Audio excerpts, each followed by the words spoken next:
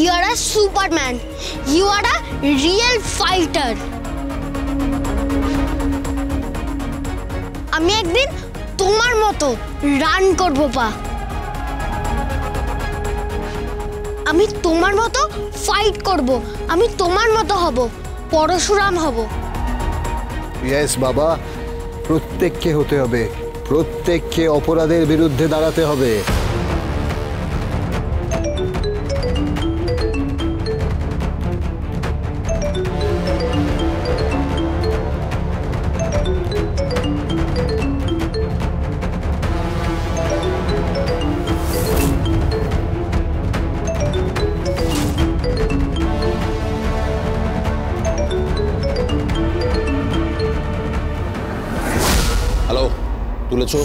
তুলেছো নবারুণ মাইতিকে, তুলে এখানে নিয়ে এসো।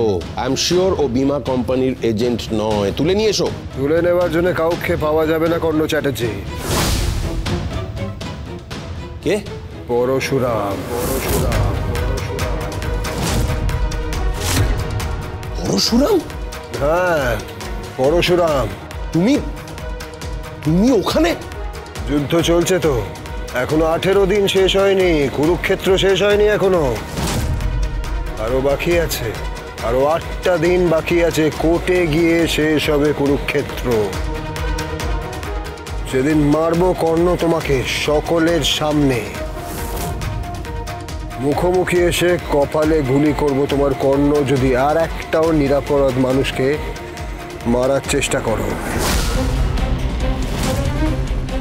এই, ওর এত বড় সাহস, তুমি কর্ণ চ্যাটার্জিকে চ্যালেঞ্জ করছো? কর্ণ চ্যাটার্জিকে?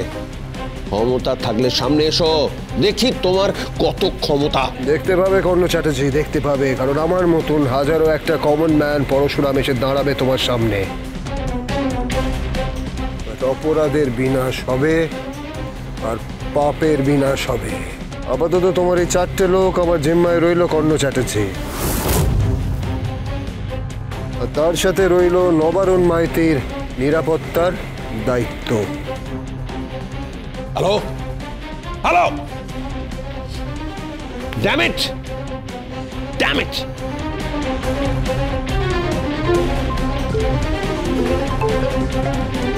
হ্যালো, কে বলছেন? স্যার, কি? একটু আগে যে লোকটা অটো করে নেমেছিল আর তার সাথে যে বাচ্চা ছেলেটা ছিল, দুজনে দৌড় প্র্যাকটিস করছিল স্যার। কি? হ্যাঁ, মুখার্জি বাড়ির সামনে দৌড় প্র্যাকটিস করছিল স্যার। ওরা দৌড়াচ্ছিল স্যার। দৌড়চ্ছিল? কোন দিকে গেল? সোজা রাস্তায় গিয়ে বাদিয়ে গুলিতে ঢুকে গেল। ড্যাম ইট, আগে বলনি কেন আমাকে? কোথায় গেল দেখো। স্যার, ভাবলাম বাবা ছেলে খেলছে হয়তো, সেই জন্য আমি। দৌড় প্র্যাকটিস করছে, খেলছে? ইডিয়েট কথা করে। কখন ঢুকছে নজর রাখো।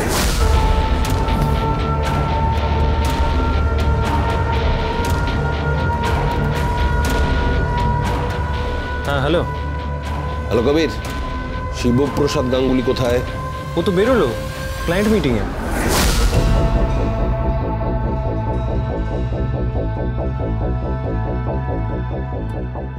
ক্লায়েন্ট মিটিং, তারপরেই দৌড় প্র্যাকটিস, তারপরেই নবারুণ মাইতি। অঙ্কগুলো পরপর সাজালে তো না না না, এটা তো কোনো 600 স্কোয়ার ফিটের ছাপোষা মানুষের গল্প নয়। এ কোন অবতারের গল্প? কোন কমন ম্যান অবতার হওয়ার চেষ্টা করছে? মোমো না বস? আরে বাবা, লাট্টু momo. I love chicken momo.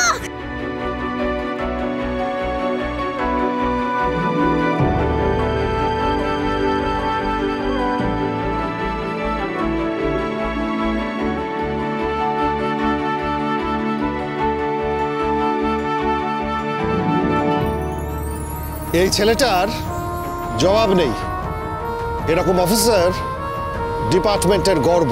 Yes.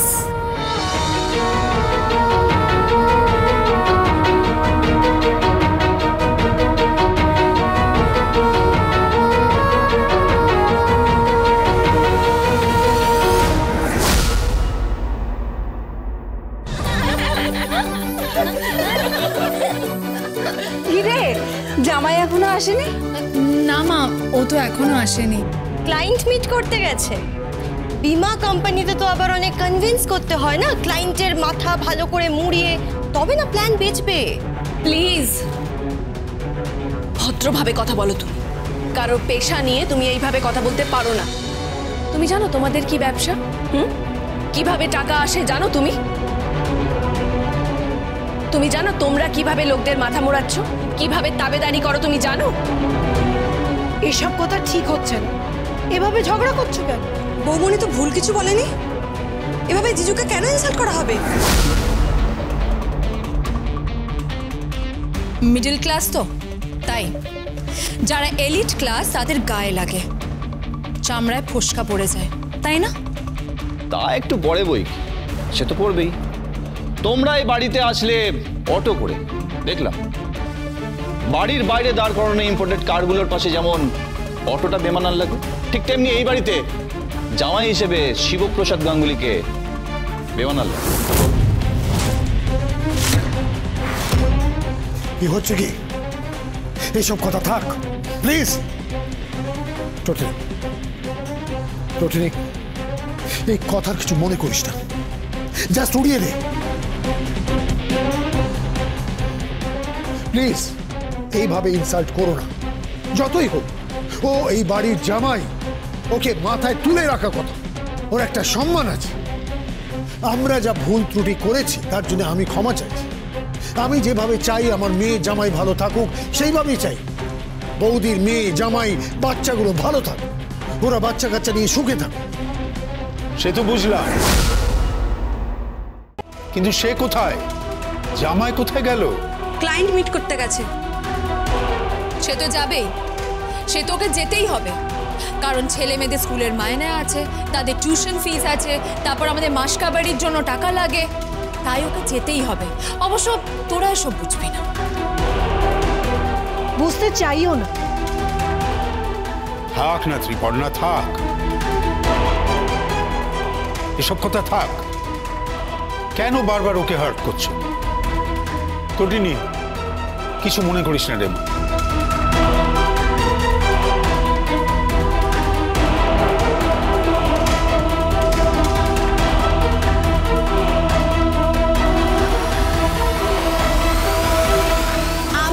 কিচেনে ছিলাম, আমি পুরো কিচেনটা সামলে দিয়েছি।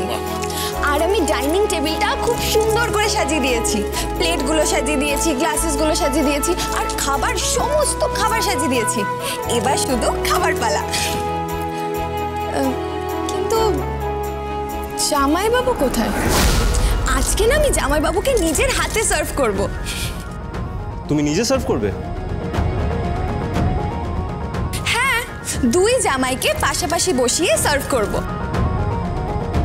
সেটা তো আমার কর্তব্য, সেটা তো তোর মায়ের কর্তব্য। তুই এইটুকু একটা মেয়ে, তুই কি করবি? আমার মেয়ে পাক্কা গিন্নি হয়ে গেছে। দেখ, এখানে খাবার সার্ভ করছিস, খাবার দিচ্ছিস, দে, কোনো অসুবিধা নেই। কিন্তু আবার শ্বশুর বাড়ি গিয়ে সব শুরু করিস না।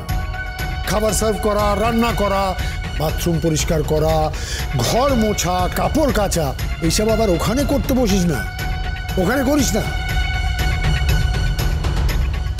হ্যাঁ, যেমন তটিনীকে করতে হয়। বেচারি তটিনী, হাতে পায়ে বোধহয় ম্যানিকিউর পেডিকিউরও করতে পারিস না।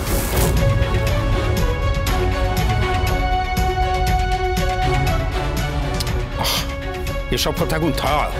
চুপ করো তো তুমি। সর্দি ভাই, তুই রাগ করিস না, চল। আরে জামাইবাবুকে ডাক, সবাইকে খাবার দি। আর খেতে খেতে একটা দারুণ নিউজ দেব। কি নিউজ দিবি? বলবো তোকে, সব বলবো। সাসপেন্স।